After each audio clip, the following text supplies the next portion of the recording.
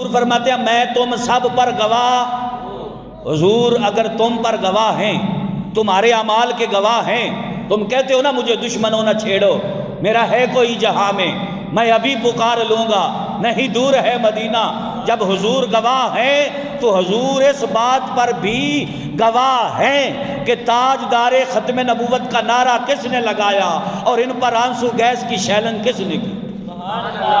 جب حضور یہاں گواہ ہیں، سمجھ آ گئی؟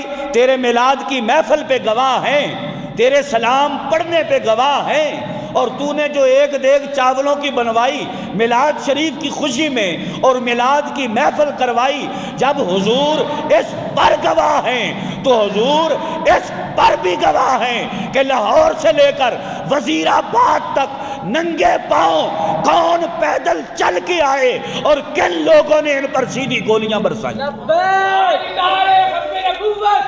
باد زندہ باد زندہ باد تاجدار ختم نبوت زندہ باد زندہ باد زندہ باد تاجدار ختم نبوت زندہ باد زندہ باد زندہ باد سب نبیشن فاقتلو سب نبیشن فاقتلو سب نبیشن فاقتلو تاجدار ختم نبوت زندہ باد۔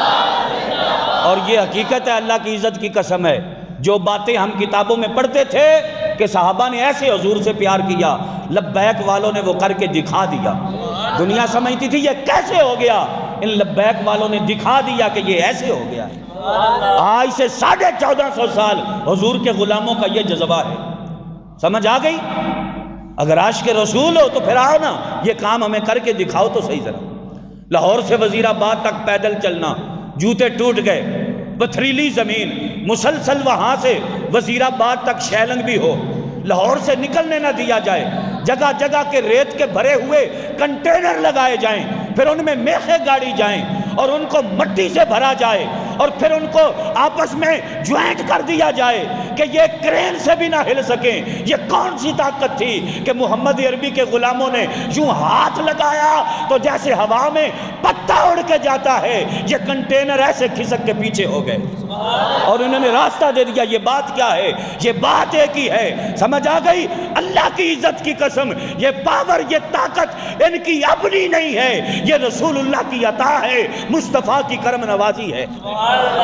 ورنہ موت سامنے نظر آ رہی ہو، درجنوں کے حساب سے لاشیں بندہ اٹھا لے، بندے شہید ہو جائیں، اعضاء ضائع ہو جائیں، ہاتھ کسی کا ٹانگ ٹوٹ گئی، کسی کا بازو ٹوٹ گیا، کسی کا سر پھوٹ گیا، کسی کی آنکھ باہر آ گئی، کسی کے بدن کی اعضاء جو تھے وہ ضائع ہو گئے، سیدھی فائرنگ، سٹریٹ گولیاں، زہریلا دھواں، پھر اوپر تضاد کی بارش کی جائے اور پھر بندہ بھوکا بھی ہو، پیاسا بھی ہو، سامنے موت بھی نظر آ جائے اور پھر بھی وہ موت کی آنکھوں میں آنکھیں ڈال کے یہ کہے نہیں ہو نہیں، یہ تمہاری بھول ہے، اپنا معیار ایک ہی ہے کہ انہیں جانا انہیں مانا، نہ رکھا غیر سے کام، للہ الحمد میں دنیا سے مسلمان گیا۔ نعرہ جہاد نعرہ جہاد نعرہ جہاد نعرہ جہاد نعرہ جہاد نعرہ جہاد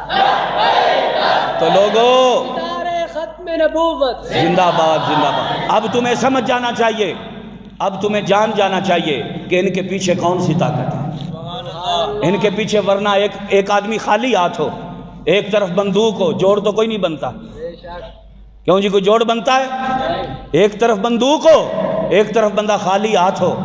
ابھی تک کوئی ویڈیو، کوئی تصویر ایسی نہیں دکھا سکا کہ لبیک کے کسی کارکن کے پاس کوئی ایسا اسلحہ ہو۔ حالانکہ ایف آئی آریں بھی ہوئی ہیں، آتشی اسلحے کی ایف آئی آریں بھی ہوئی ہیں، طرح طرح کی ایف آئی آروں میں باتیں بھی لکھی گئی ہیں۔ میں کہتا ہوں لکھو لکھو، سمجھ آ گئی؟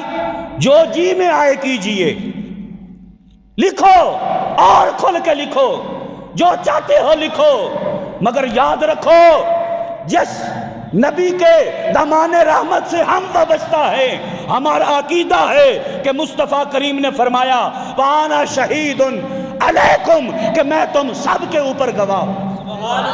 ہمیں رسول اللہ دیکھ رہے ہیں، ہماری قربانیوں کو رسول اللہ دیکھ رہے ہیں، ہماری شہادتوں کو رسول اللہ دیکھ رہے ہیں، ہمارے مصائب جو ہم پر ظلم و ستم کے پہاڑ ڈھائے جا رہے ہیں، جو جبر اور تشدد ہم پہ کیا جا رہا ہے، جو جھوٹی FIRیں ہم پہ کی جا رہی ہیں، جو جھوٹے مقدمات کے اندر ہم کو پھنسایا جا رہا ہے، اللہ کی عزت کی قسم، جس یار کی عزت کے لیے، جس محبوب کی عزت کے لیے ہم نکلے ہیں، ہمارا مدینے کا تاجدار ہمیں دیکھ رہا ہے، ہمارے حضور ہمیں دیکھ رہے ہیں۔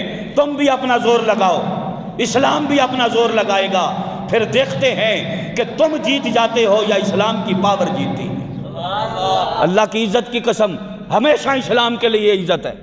ہم کہتے ہیں آ جاؤ، اب بھی وقت ہے، آج لے ان کی پناہ، آج مدد مانگ ان سے، کل نہ مانیں گے وہ قیامت کو گر مان گیا۔ ان لبیک والوں کا اور کوئی مشن نہیں ہے، نہ کسی کو اٹھانا نہ کسی کو گرانا، سمجھ آ گئی؟ کوئی اور مقصد نہیں ہے، نہ اقتدار مقصد ہے، مقصد فقط اور فقط رسول اللہ کی عزت اور ناموس پہ پیرا دینا ہے، فقط امام الانبیاء کی عزت اور ناموس پہ پیرا دینا ہے۔ اور ہمیں یہ درس امام الانبیاء نے دیا ہے۔ جو لوگ حضرت مولا علی المرتضیٰ کو مانتے ہو وہ ہاتھ کھڑا کرو، اور اونچی ہاتھ کھڑا کرو، حضرت علی دے منن والے ہاتھ کھڑا کرو، بالکل حضرت علی دا منکر کوئی بھی بندہ ہاتھ نہ کھڑا کرے۔ یہ کتاب سیف المسلول، بس ٹھیک ہے جی، جزاک اللہ۔ یہ کتاب، اس کا نام کیا ہے؟ سیف المسلول، حضرت مولا علی المرتضیٰ سے یہ حدیث روایت ہے، اور بخاری شریف کے اندر بھی یہ حدیث موجود ہے، اور دو جگہ پر بخاری شریف میں یہ حدیث موجود ہے۔ السیف المسلول کے اندر حضرت علی المرتضیٰ اس کی روایت کرتے ہیں، ان رسول اللہ صلی اللہ علیہ وسلم قال، حضرت علی المرتضیٰ شیر خدا رضی اللہ تعالی عنہ آپ کہتے ہیں کہ رسول اللہ صلی اللہ تعالی علیہ وبارک وسلم نے فرمایا، من سب نبیا فاقتلوہ، جو کسی نبی کی گستاخی کرے فاقتلوہ، اس کی ایک ہی سزا ہے کہ اس کے ٹکڑے کر کے اسے رکھ دو۔ یہ حدیث مبارکہ دیکھ لو، یہ مولا علی المرتضیٰ کا فتویٰ ہے، سمجھ آ گئی؟ ہم حدیث بیان کریں تو ہم مجرم ٹھہریں، ہم صرف تمہیں آئینہ دکھاتے ہیں، ہم حقائق بیان کرتے ہیں، ہم رسول اللہ کا اصلی دین جو ہے وہ تمہارے سامنے پیش کرتے ہیں، اور تمہیں اتنی تکلیف ہوتی ہے، تمہیں اتنی تکلیف ہوتی ہے، تمہیں اتنی پریشانیاں ہوتی ہیں کہ تمہیں ہماری یہ باتیں بھی چبھتی ہیں، مگر یاد رکھو یہ تو نہیں ہوگا کہ ہم تم سے دب کے حق بیان کرنا چھوڑ دیں گے۔ اپنے بھی ہیں خفا مجھ سے، بیگانے بھی ناخوش، کہ میں زہر حلال کو کہہ سکتا نہیں کند، کہتا ہوں وہی بات، سمجھتا ہوں جسے حق، میں ابلائے مسجد ہوں نہ تہذیب کا فرزند۔ فرمایا من سب نبیا فاقتلوہ، جو کسی نبی کی گستاخی کرے، کیا فرمایا اس کو؟ او بولو، کسی نبی کی گستاخی کرے اس کی یہ سزا ہے کہ اسے قتل کر دو۔ تو جو امام الانبیاء کی گستاخی کرے،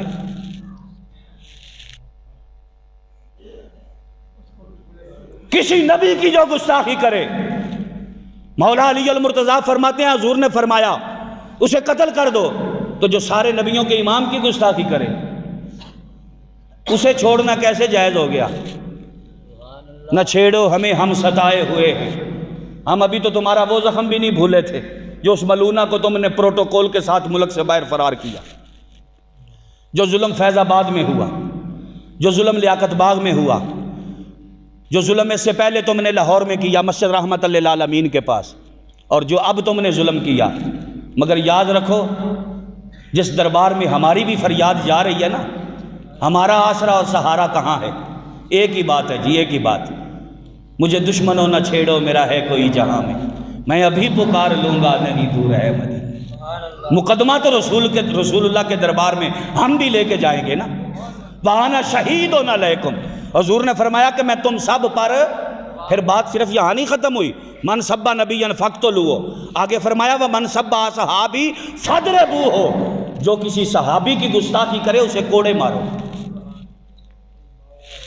ہم کہتے ہیں ایسا نظام آ جائے پاکستان میں، نہ کوئی رسول اللہ کا گستاخ پیدا ہو، نہ کوئی صحابہ کا گستاخ پیدا ہو،